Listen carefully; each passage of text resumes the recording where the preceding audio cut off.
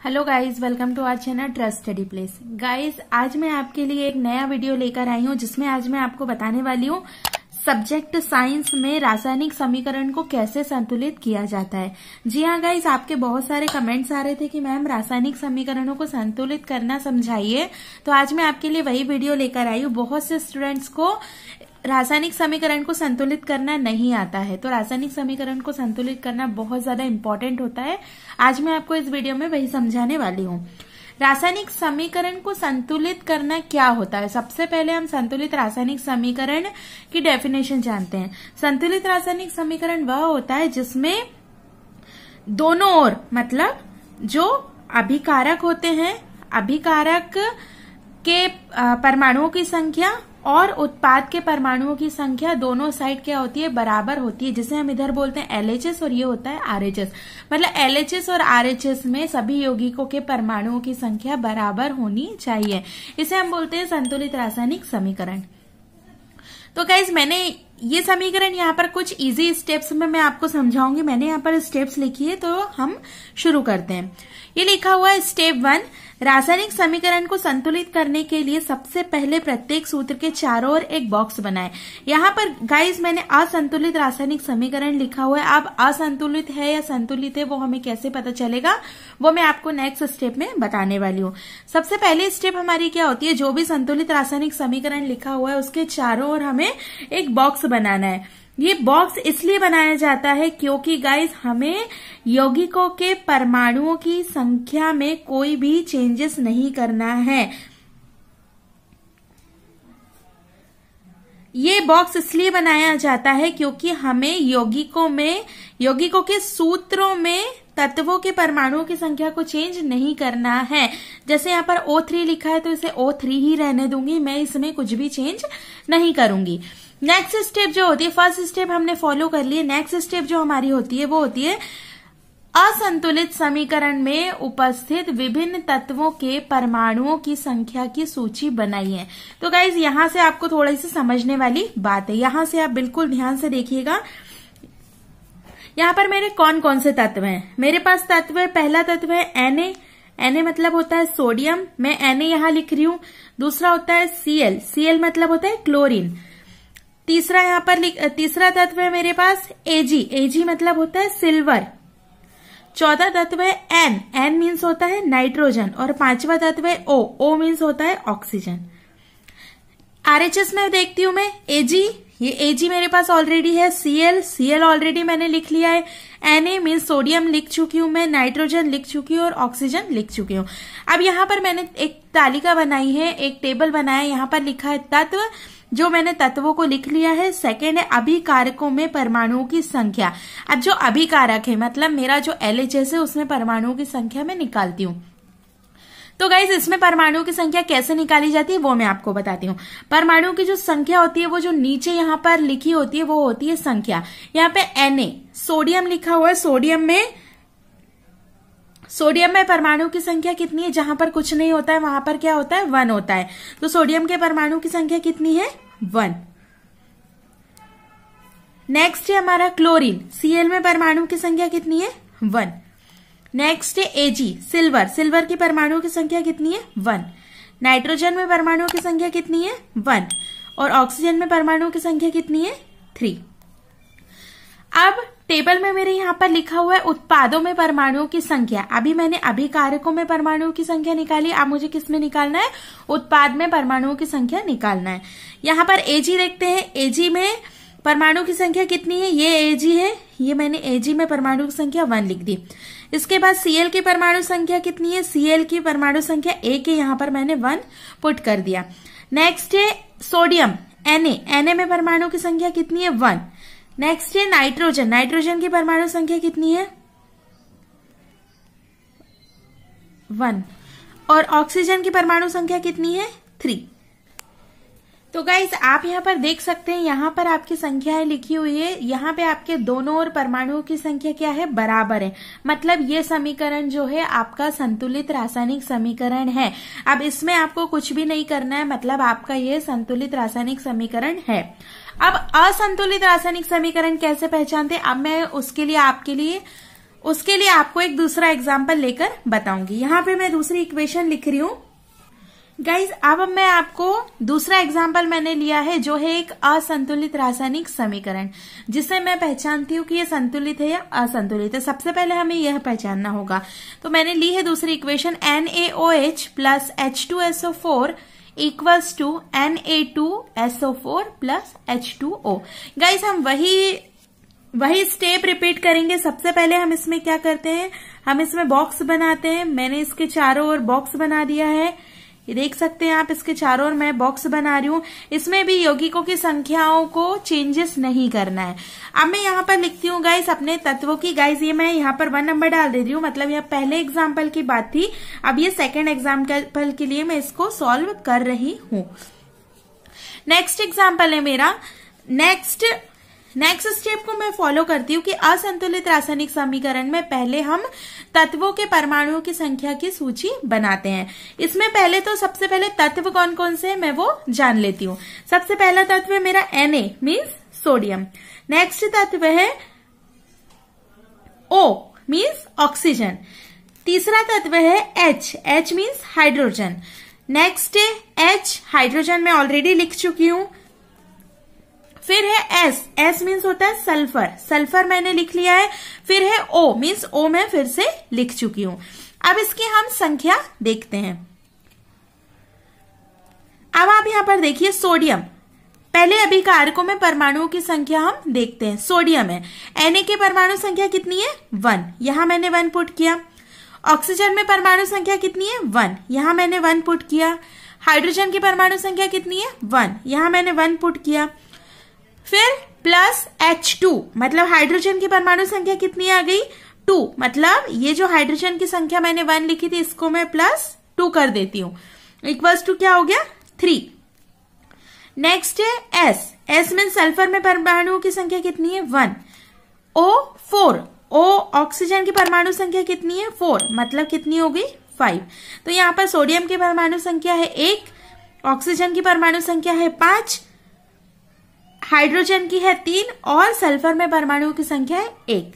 अब इसी प्रकार हम देखते हैं उत्पादों में परमाणु संख्या क्या है। हम अपने RHS में इसको देखते हैं। Na2 मतलब सोडियम कहाँ है गाइस मेरा, ये सोडियम की परमाणु संख्या कितनी है 2। नेक्स्ट S, सल्फर की परमाणु संख्या कितनी है 1।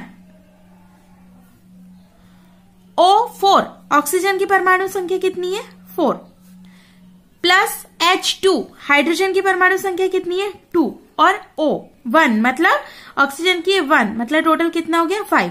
अब गाइस आप यहाँ पर देख सकते हैं, यहाँ पर नाइट्रोजन की परमाणु संख्या है 1, यहाँ पर नाइट्रोजन की परमाणु संख्या कितनी है 2, मतलब ये असंतुलित हमें यहीं से दिख रहा है। यहाँ पे ऑक्सीजन की परमाणु संख्या है 5, यहाँ पे ऑक्सीजन की परमाणु संख्या है 5, मतलब ऑक्सीजन के परमाणु तो संतुलित हैं। हाइड्रोजन की परमाणु संख्या यहाँ पर कितनी है 3 और यहाँ पे हाइड्रोजन की परमाणु संख्या कितनी है 2, मतलब हाइड्रोजन को भी हमें संतुलित करना है। सल्फर की परमाणु संख्या कितनी है 1 और यहाँ पे सल्फर की परमाणु संख्या कितनी है 1, मतलब ओवरऑल मुझे सोडियम को और हाइड्रोजन को संतुलित करना है। तो गाइस अब हम इसके लिए आते हैं हमारे थर्ड स्टेप पर।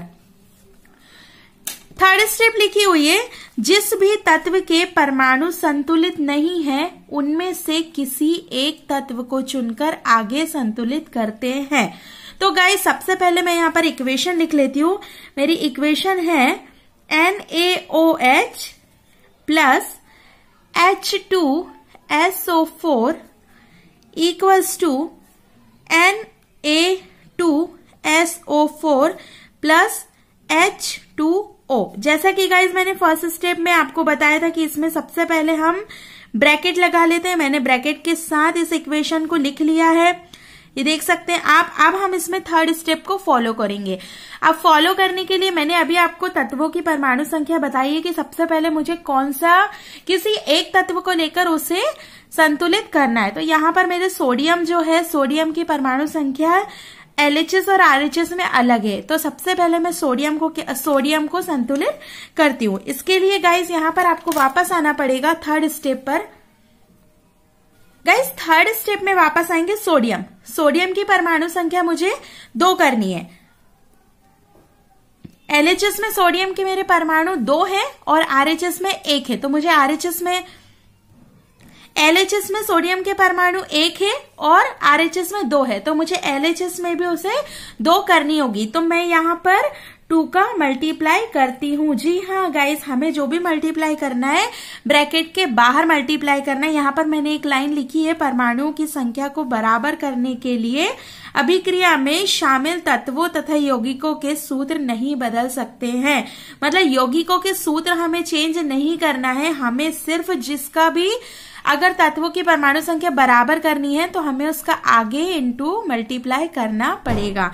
तो यहाँ पर मैंने सोडियम के मुझे 2 परमाणु चाहिए थे, मैंने सोडियम के 2 परमाणु यहाँ पर मल्टीप्लाई कर दिए हैं। अब मैं देखती हूँ गाइस, फिर से मुझे क्या चेक करना होगा कि परमाणु संख्या कितनी है। तो गाइस मैं यहाँ पर उतना बड़ा टेबल तो नहीं बना रही हूँ, मैं यहाँ पर छोटा सा टेबल बना रही हूँ। मेरे तत्व कौन कौन से थे? Sodium, oxygen, hydrogen, sulphur. अब यहाँ पर LHS के परमाणुओं की संख्या है और यहाँ पर RHS के परमाणुओं की संख्या है। LHS में हमारे अभिकारक है और RHS में हमारे उत्पाद है। LHS में सोडियम की संख्या कितनी हो गई गाइस? 2। RHS में ऑलरेडी 2 है, ठीक है। ऑक्सीजन में गाइस अब यहाँ पर देख सकते हैं, जैसा कि हमें ब्रैकेट के बाहर कोई सी संख्या दी हुई होती है तो ब्रैकेट के अंदर जितने भी अंक होते हैं उसमें हम उसका मल्टीप्लाई करते हैं। मतलब यहाँ पर हम साइंस की लैंग्वेज में बोले कि ब्रैकेट के अंदर जितने भी तत्व होते हैं उसमें 2 का मल्टीप्लाई सभी में होगा।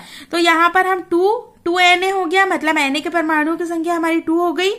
यहाँ पर हम देखते हैं 2 into O, मतलब ऑक्सीजन के परमाणुओं की संख्या कितनी हो गई? 2 हो गई। हाइड्रोजन के परमाणु की संख्या कितनी हो गई? 2 हो गई। इधर आते हैं हम, हाइड्रोजन के परमाणु की संख्या 2 है, मतलब 4 हो गई हाइड्रोजन की संख्या। सल्फर के परमाणु की संख्या 1 है, ऑक्सीजन के परमाणु की संख्या 4 है, मतलब ऑक्सीजन के परमाणु की संख्या 6 हो गई। यहां चलते हैं, यहां सेम वैसा का वैसा है। सोडियम 2 है, सल्फर 1 है, ऑक्सीजन 4 है, हाइड्रोजन 2 है और ऑक्सीजन 1 है, मतलब ऑक्सीजन 5 है। अब आप यहाँ पर देख सकते हैं गाइज, यहाँ पर सोडियम तो इक्वल हो गए, बट ऑक्सीजन 6 है और यहाँ पर 5 है, हाइड्रोजन 4 है और यहाँ पर 2 है, मतलब मुझे हाइड्रोजन और ऑक्सीजन को संतुलित करना है। अब इसके लिए गाइज मैं आती हूँ अपने स्टेप 4 पर। स्टेप 4 पर आने के लिए मुझे वापस से अपना संतुलित रासायनिक समीकरण लिखना होगा, जो मैंने समीकरण को संतुलित किया है। अब मैंने क्या किया, यहाँ पर 2NaOH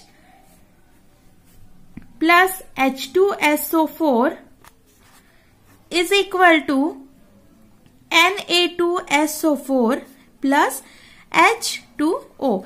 गाइज अब मैं यहाँ पर फिर से ब्रैकेट लगा दे रही हूँ। यहाँ पर मैंने 2 का मल्टीप्लाई ऑलरेडी कर चुकी हूँ, तो मैंने 2 को अपने रासायनिक समीकरण में इंक्लूड कर लिया है। अब आप गाइज यहाँ पर देख सकते हैं मुझे कौन कौन से दो तत्वों